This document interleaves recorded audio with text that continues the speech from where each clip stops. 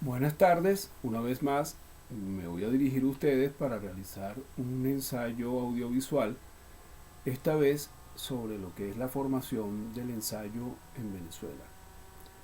Este es un tema muy interesante porque el caso de Venezuela tiene sus particularidades y sobre todo lo interesante es que podemos advertir que la formación del ensayo en Venezuela fue un proceso que se inició en el siglo XVIII y que podríamos decir prácticamente que mmm, solo a partir de mediados de siglo, un autor como Cecilio Acosta podría decir que escribía ensayos. Es decir, practicaba el género de una manera natural. De resto, pues, sobre todo en el periodo de Cecilio Acosta, estamos hablando, él empezó a publicar en la década del 40, por los años de 1840 y tantos, y en ese periodo, pues, sin duda alguna, el género más publicitado, más utilizado y más popular era el artículo. Pero propiamente el ensayo, creo que podríamos decir tranquilamente que Cecilio Acosta es realmente quien se lo plantea de un modo genuino, de un modo auténtico. Es decir, no estamos hablando de artículos que se convierten en ensayos, sino estamos hablando ensayos en todo el sentido del término. El proceso es además muy interesante. Es un proceso un poco extraño porque hay el suficiente material para estudiarlo, pero al mismo tiempo este material no está digitalizado.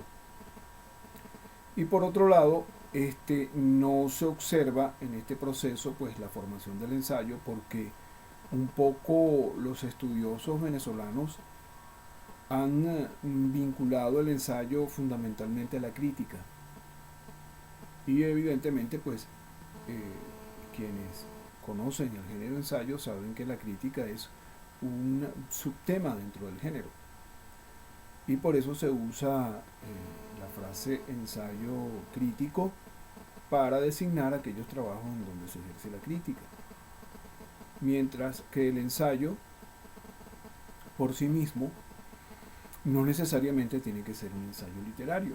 Lo que ocurre es que esta visión del ensayo a través de la crítica también tiene sentido porque es una forma de evaluar cómo fue apareciendo la crítica literaria en Venezuela. Sin embargo, bueno, la experiencia que yo he tenido en esta evaluación que estaba haciendo de la literatura venezolana en los últimos 4 años, lo que puedo decirles es que en el caso del género ensayo se presenta una situación interesante porque hay como una especie de décadas de atomización y llega a presentarse la situación de que el artículo es más representante que del género ensayo que cualquier otro género, ¿no? En Venezuela. Y eso es interesante y curioso, pero también determina que el género ensayo no tenía una promoción y no tenía una difusión como la tenía el artículo, a pesar de que podían compartir escenario, ¿no? Que es la prensa. Este, Uno, bueno, siempre evalúa lo que es el nacimiento y el desarrollo del género. Me he preocupado mucho y me he ocupado mucho, sobre todo, de lo que es una disciplina llamada historia de los géneros. Y por supuesto también he estudiado mucho el género de ensayo. Y entonces el estudio del nacimiento y el desarrollo del género ensayo me ha ayudado mucho a comprender el proceso venezolano, porque es un proceso atomizado.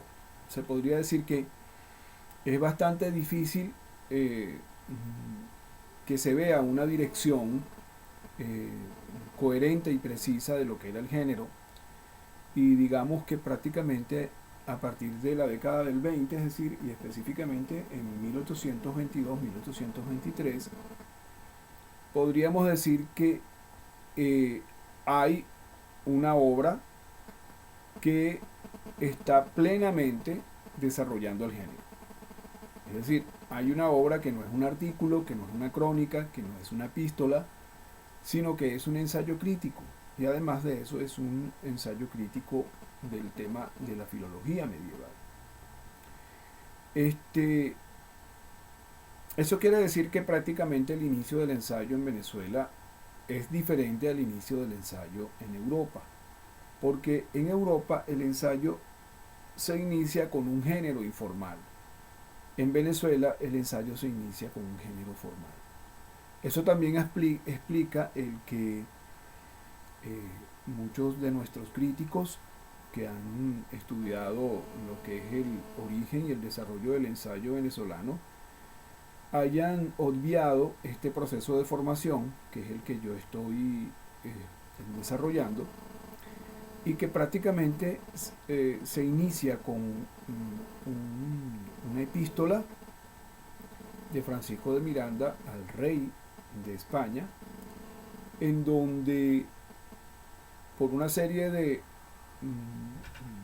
elementos o de acontecimientos que le han ocurrido a Francisco de Miranda ha adquirido una fama que él trata en esta carta de disipar, en el sentido de que por lo menos se vea que lo que es un hombre de personalidad.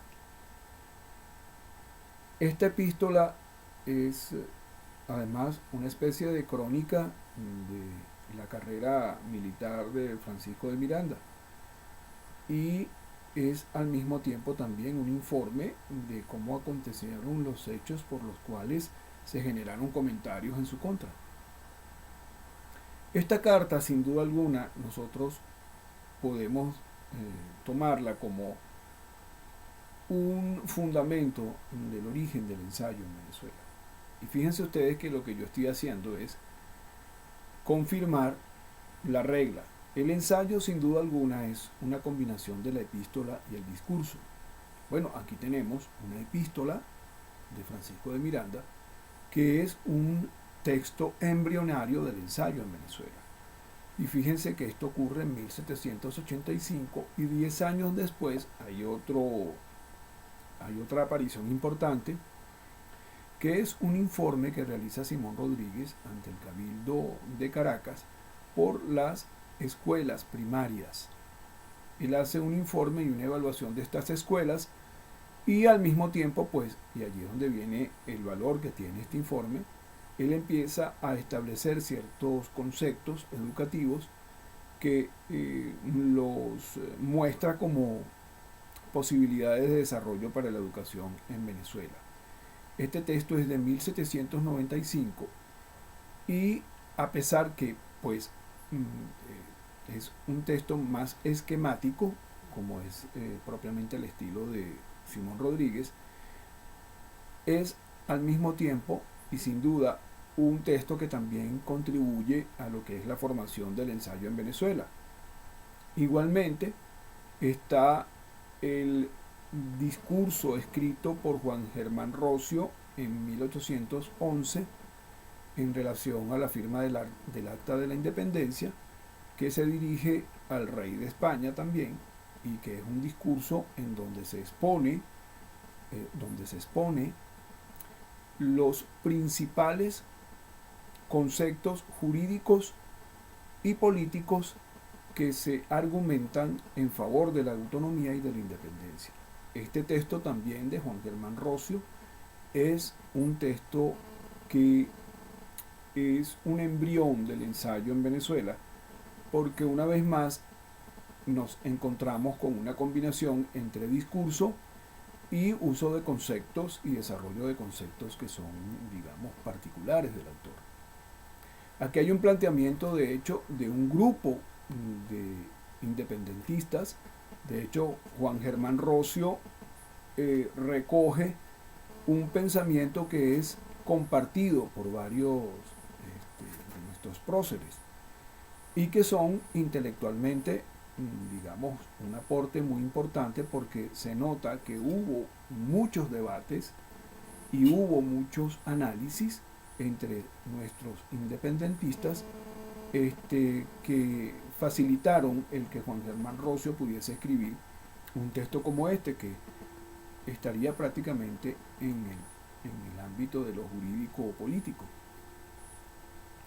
Y evidentemente estamos hablando de 1785, de 1795, de 1811, y fíjense que al mismo tiempo tendríamos que comentar lo que son el discurso de Angostura de Simón Bolívar, la Carta de Jamaica, y tendríamos que también comentar, además, que las cartas personales de Francisco de Miranda, de Simón Rodríguez, de Andrés Bello, de Simón Bolívar, de Juan Germán Rocio, las cartas personales, sin duda alguna también son una de los embriones del ensayo en Venezuela.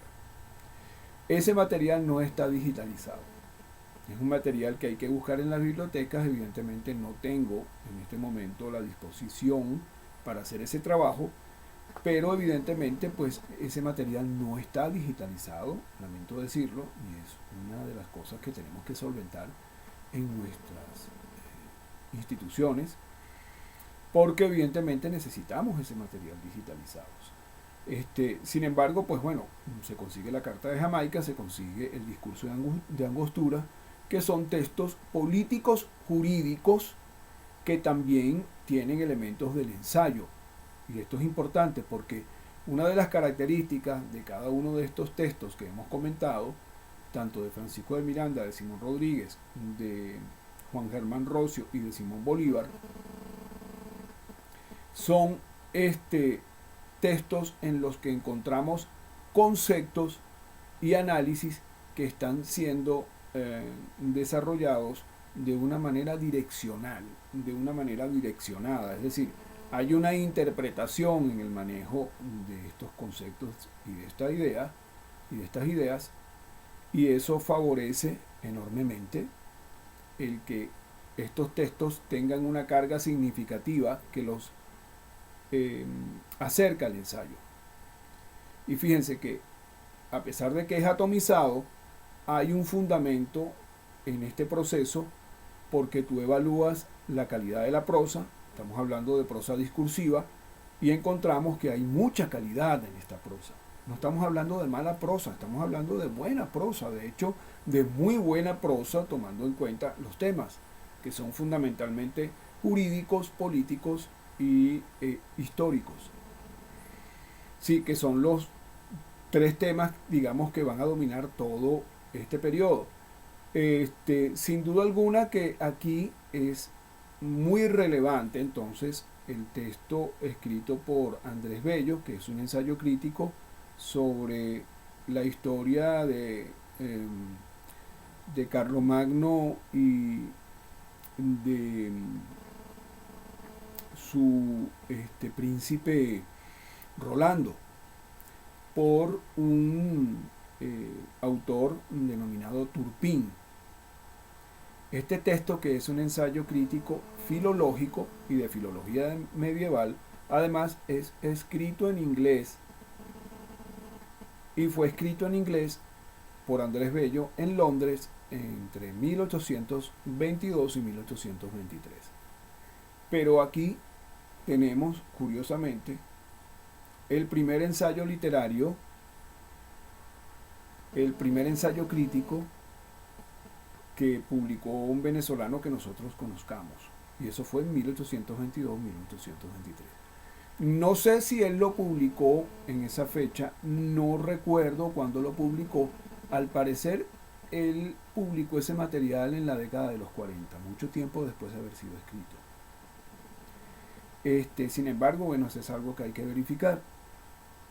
Lo curioso es que lo escribe en inglés y hay un traductor que se encarga de pasarlo al castellano, y bueno, ahí tenemos una obra que yo digo que marca un hito, no solo en este caso por ser un texto fundacional del ensayo en Venezuela, sino que además marca un hito por lo que son los estudios medievales para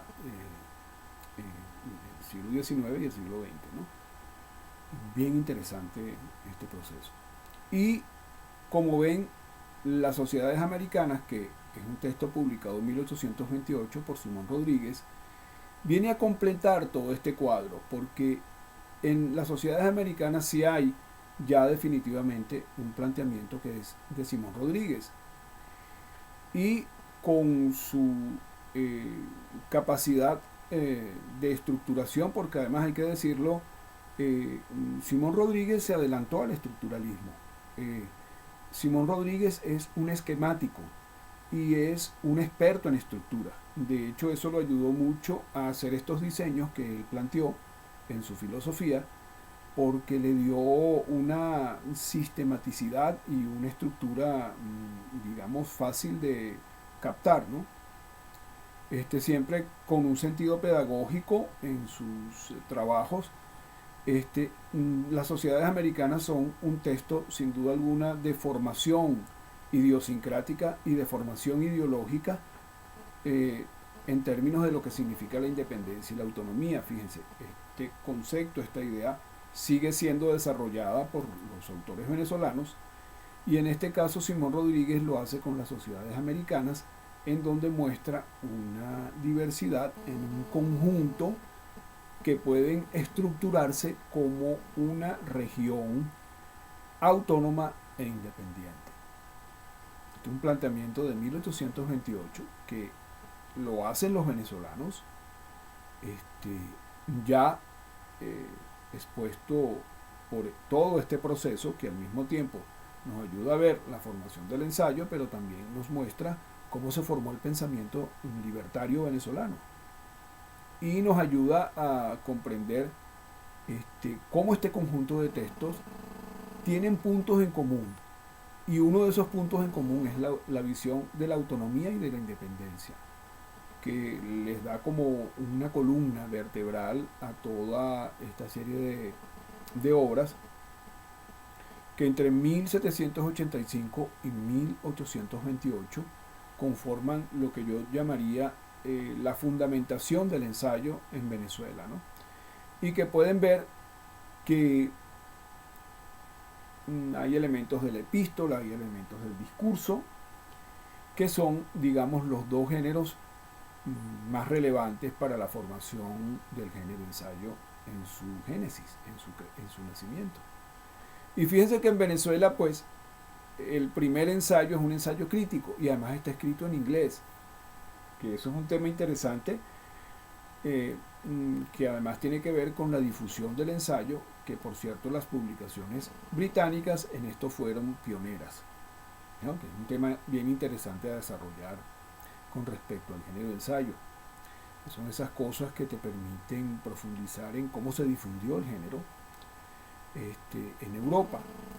Y es muy importante que Andrés Bello haya escrito este texto en inglés. Yo creo que Andrés Bello tuvo algún tipo de intención de publicar este texto en Gran Bretaña. Digamos, es probable, porque no le encuentro otra explicación al hecho de que quiera escribir un texto crítico en inglés, cuando pues la única manera era publicarlo en la propia Gran Bretaña. Esto tiene sentido. Y sobre todo también concuerda con el hecho de que estamos ante un ensayo crítico, y eso es, digamos, definitorio del género. Sin duda alguna, aquí no hay ninguna mediación, esto es un ensayo crítico, filológico, de filología medieval, y que es sin duda alguna la primera obra de este tipo en la literatura venezolana. Evidentemente Andrés Bello tiene sus características, desarrolló la mayoría de su obra fuera de Venezuela, pero ahí es donde están las ventajas de sus obras que publicó aquí, de su material que hizo aquí, que no solo pues es poesía, sino también hizo crónicas e hizo algunos textos. Esto es interesante, y además escribió algunas cartas que también son interesantes de revisar. Ahora, ¿qué pasa? Llegamos a la década del 30, en la década del 30 sin duda alguna, la década del 30 y la década del 40 es la época en que se consolida la prensa en Venezuela, y es la época en que se consolida y se difunde el artículo como el género rey como el género rey o el género reina, o sea, realmente el artículo reina durante el 30, el 40 y el 50 en las publicaciones en Venezuela.